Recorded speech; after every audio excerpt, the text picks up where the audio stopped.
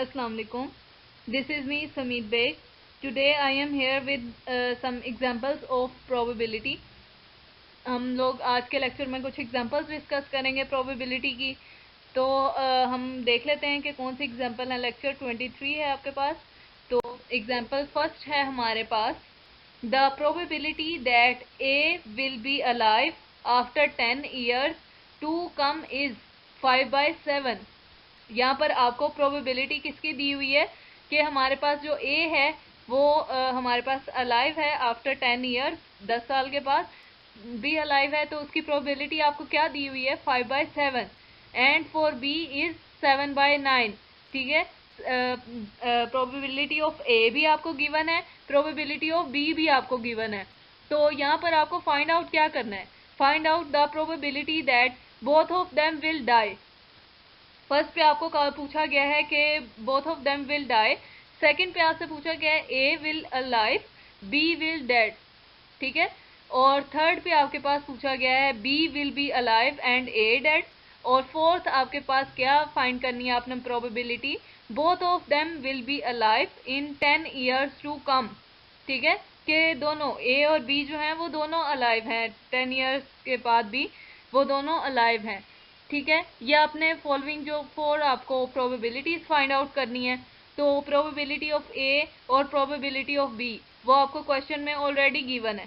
ठीक है, probability of ए है आपके पास 5/7 और प्रोबेबिलिटी ऑफ बी है आपके पास 7/9। तो यहाँ पर ये आपको अलाइव की प्रोबेबिलिटी दी हुई है। ठीक है, क्वेश्चन के अंदर आप देख लें कि आपको अलाइव की प्रोबेबिलिटी दी हुई है, और लेकिन यहाँ पर आपसे प्रोबेबिलिटी हमें डाई की भी फाइंड आउट करनी है। तो अगर प्रोबेबिलिटी ऑफ डाई हमारे पास कैसे आ जाएगा कि हम प्रोबेबिलिटी ऑफ ए बार हो जाएगा, इसको हम ए बार से डिनोट करते हैं, equals to 1 minus probability of A. ठीक है, कि अलाइव की प्रोबेबिलिटी को अगर हम 1 में से माइनस कर देते हैं तो हमारे पास डाई की प्रोबेबिलिटी आ जाती है। ठीक है, तो 1 माइनस 5/7 ये आपके पास आ गया 2/7। ठीक है, प्रोबेबिलिटी ऑफ ए बार जो है वो आपके पास आ गई 2/7। जो डाई की प्रोबेबिलिटी है ए की वो आपके पास है 2/7। इसी तरह आपने प्रोबेबिलिटी ऑफ बी, डाई की प्रोबेबिलिटी भी आपने फाइंड कर ली, वो आपके पास आ गई 2/9। ठीक है, इस तरह आपके पास अलाइव और डाई दोनों की प्रोबेबिलिटीज अब आपने कैलकुलेट कर ली हैं कि ये आपके पास 4 प्रोबेबिलिटीज आ गई हैं। ठीक है, तो अब हमारे पास जो फर्स्ट पार्ट है क्वेश्चन का, उसमें उसने आपसे पूछा हुआ है कि both of them will die, कि वो जो दोनों हैं वो दोनों की जो है डेथ हो जाती है, both of A and B की। ठीक है, तो उसको हम लोग कैसे फाइंड करेंगे, probability of both of them will die. ठीक है, इसका मतलब है कि ए एंड बी दोनों जो हैं वो दोनों जो हैं वो मर चुके हैं, मतलब डेथ होगी। तो ये आपके पास होगा कि probability of A bar multiply by probability of B bar. ठीक है, इन दोनों की प्रोबेबिलिटीज को जब आप मल्टीप्लाई करेंगे तो ये आपके पास सिंप्लीफाई होकर आ गया 4/63। ठीक है, कि हमारे पास प्रोबेबिलिटी क्या फाइंड आउट होकर आ गई कि जब both of them will die वो हमारे पास प्रोबेबिलिटी है 4/63। इसी तरह इसके सेकंड पार्ट में उसने आपसे क्या पूछा हुआ है, A will alive and B will die. ठीक है, तो इसको आप किस तरह फाइंड करेंगे कि probability of A intersection B bar. ठीक है, क्योंकि बी विल डाई इसलिए बी बार, तो ए इंटरसेक्शन बी बार, तो probability of A dot multiplication probability of B bar, तो ये आपके पास आ जाएगी 5/7 मल्टीप्लाई बाय 2/9, तो ये आपके पास आ गई 10/63। ठीक है, ये आपके पास फाइंड आउट होकर आ गई है 10/63। ये 10/63 आपके पास प्रोबेबिलिटी किसकी है, A will alive, B will die. ठीक है, यहाँ पर आपका सेकंड पार्ट भी कंप्लीट हो गया है। और थर्ड पार्ट में उसने आपसे क्या पूछा हुआ है कि B will alive and A dead. ठीक है, तो इसकी आप प्रोबेबिलिटी कैसे फाइंड करेंगे, probability of B intersection A bar. ठीक है, क्योंकि बी अलाइव है इसलिए बी इंटरसेक्शन ए बार, तो इसको जब आपने probability of B multiply by probability of A bar किया तो ये आपके पास किसके इक्वल आ रहा है, 2 divided by 9 multiply by 2 divided by 7। तो इसको जब सिंप्लीफाई किया तो ये आपके पास क्या आ रहा है, 2 डिवाइडेड बाय 9। 2 डिवाइडेड बाय 9 है probability B will alive and A dead की। ठीक है, यहाँ पर आपका थर्ड पार्ट कंप्लीट हुआ और फोर्थ पार्ट में उसने आपसे पूछा था कि बोथ विल अलाइव। ठीक है, कि मतलब ए एंड बी दोनों अलाइव हैं। ठीक है, तो यहाँ पर probability of A intersection B, तो probability of A multiply by probability of B, इन दोनों की प्रोबेबिलिटीज हमने पहले फाइंड की हैं। 5/7 मल्टीप्लाई बाय 7 डिवाइडेड बाय 9 को हमने जब इनको आपस में मल्टीप्लाई किया तो ये आपके पास सिंप्लीफाई होकर आ गया 5/9। ठीक है, इस तरह आपके पास ये चारों प्रोबेबिलिटीज फाइंड होकर आ गई कि both of them will die की, वो आपके पास 4/63 आ गई, और A will alive B will die वो आपके पास आ गई 10/63, और B will alive and A dead इसकी प्रोबेबिलिटी आ गई 2/9, और बोथ विल बी अलाइव की प्रोबेबिलिटी है 5/9। ठीक है, यहाँ पे आपकी एग्जांपल ये वाली सॉल्व होगी। अब नेक्स्ट एग्जांपल की तरफ चलते हैं। नेक्स्ट एग्जांपल में उसने आपसे क्या पूछा हुआ है, how many dice will be thrown so that the probability of obtaining at least 1/6 is at least 0.99। ठीक है, उसने आपसे क्या यहाँ पे पूछा हुआ है कि हमें कितने डाइस थ्रो करने हैं ये प्रोबेबिलिटी एटलीस्ट 1/6 की प्रोबेबिलिटी फाइंड आउट करने के लिए कि उसका आंसर जो है वो हमारे पास एटलीस्ट 0.99 के इक्वल आ जाए। ठीक है, ये उसने आपसे एग्जांपल में पूछा हुआ है। तो इसका अब सॉल्यूशन हम देखते हैं। उसने कहा number of dice equals to n, मतलब कि हमने number of how many dice. ठीक है, तो हमने नंबर ऑफ डाइस फाइंड करने हैं, तो हमने n फाइंड आउट करना है। तो हमारे पास हम लेट कर लेते हैं P be the probability of 6 coming up in a die, then P equals to 1/6। ठीक है, उसने यहाँ भी कहा हुआ है ना कि obtaining at least 1/6।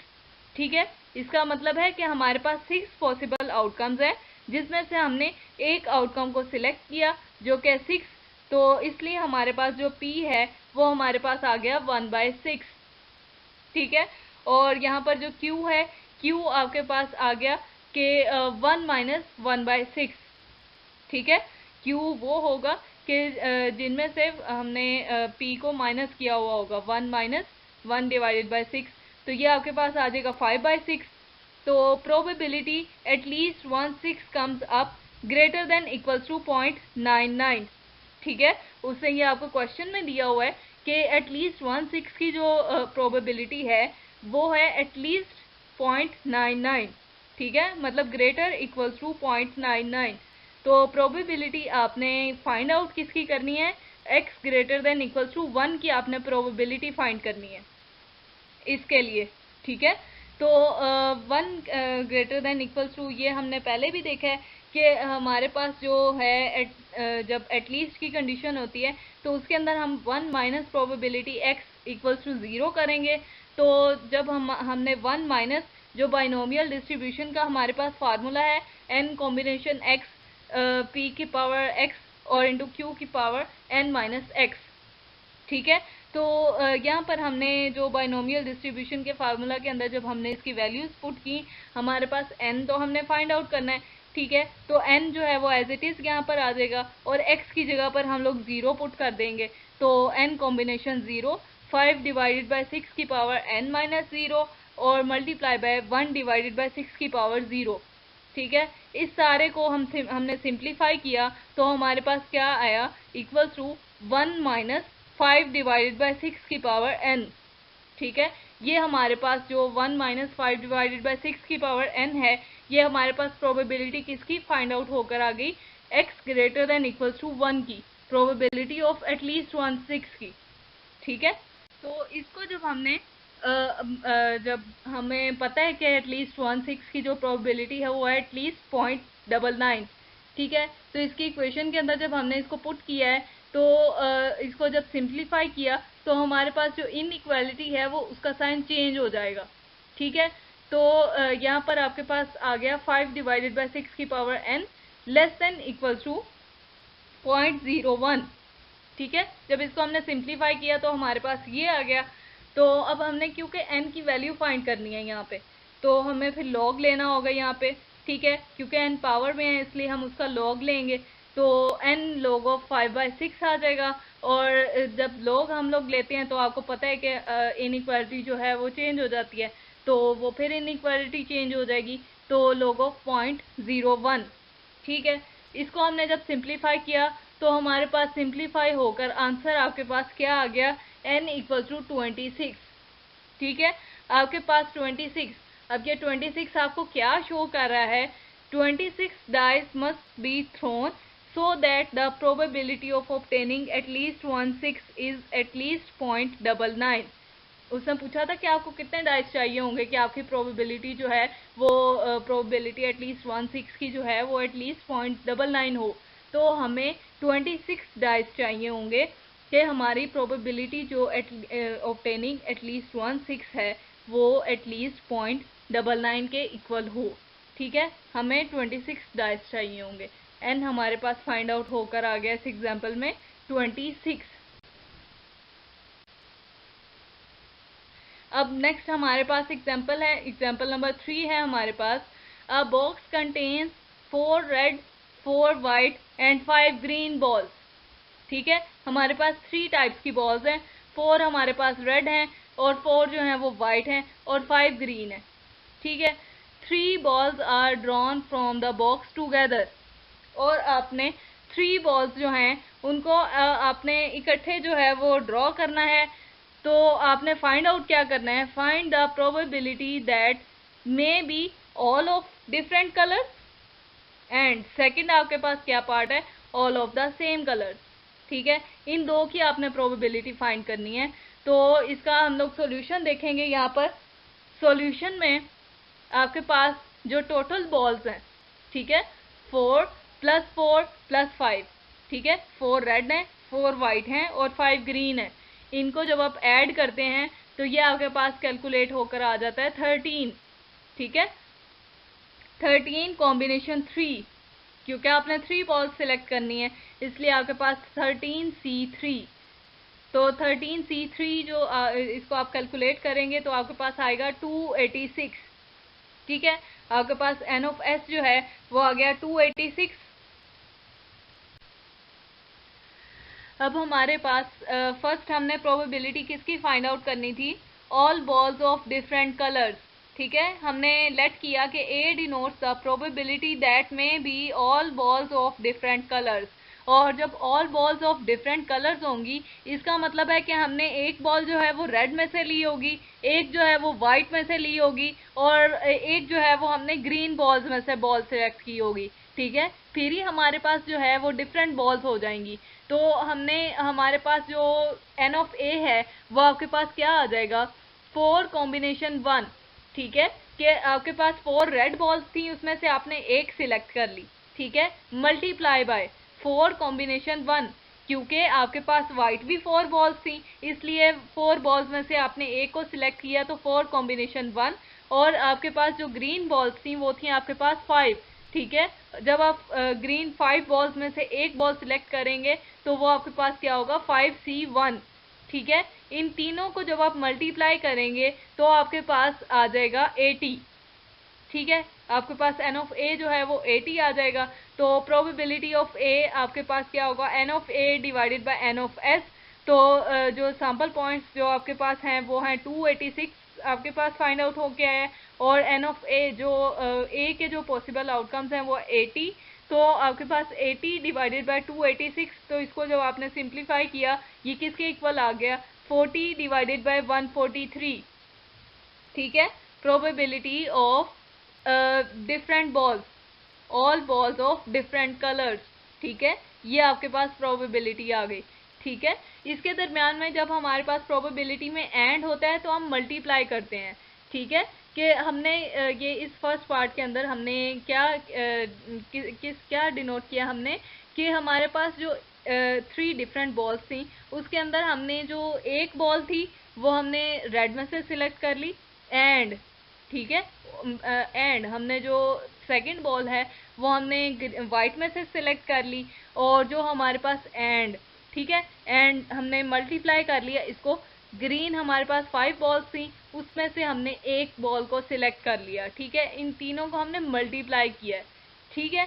तो अब हमारे पास सेकंड पार्ट को अब हम देख लेते हैं। इस क्वेश्चन के सेकंड पार्ट में हमने लेट किया B denotes the probability that all balls are of same colour, कि आपके पास जो 3 बॉल्स आपने सिलेक्ट करनी है वो आपके पास है सेम कलर की, ठीक है, और सेम कलर आपके पास 3 कलर की बॉल्स हैं, आपके पास red, white and green ball है, ठीक है। तो अब आपके पास एन ऑफ बी जो है, एन ऑफ बी आपके पास क्या आएगा कि 4C3 और 4C3 और 5C3, ठीक है, कि आपके पास या तो तीनों की तीनों बॉल्स जो हैं वो रेड होंगी, या आपके पास तीनों बॉल्स जो हैं वो वाइट होंगी, या फिर आपके पास जो तीनों बॉल्स हैं वो ग्रीन में से होंगी, ठीक है। तो इसको जब आप इनके दरमियान में और आ रहा है, तो इसको जब आपने सम किया, ठीक है, इनको ऐड किया जब आपने, तो ये आपके पास कैलकुलेट होकर आ गया 18, ठीक है। आपके पास एन ऑफ बी जो है वो 18 के इक्वल है, तो प्रोबेबिलिटी ऑफ बी आपके पास क्या आ गई, n of B divided by n of S, 18 divided by 286 equal to simplify होके आ गया 9 डिवाइडेड बाय 143।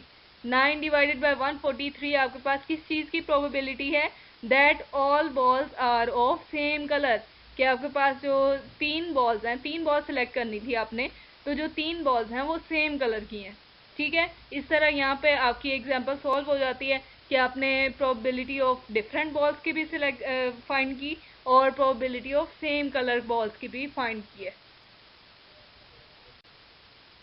नेक्स्ट आपके पास एग्जांपल नंबर 4 है। एग्जांपल नंबर 4 में वो आपसे क्या कह रहा है, from a group of 6 men and 8 women, आपके पास 6 men है और 8 वुमेन का एक ग्रुप है, उसमें से 5 people are chosen at random, ठीक है, उसमें से 5 जो पीपल हैं वो सिलेक्ट किए हैं एट रैंडम।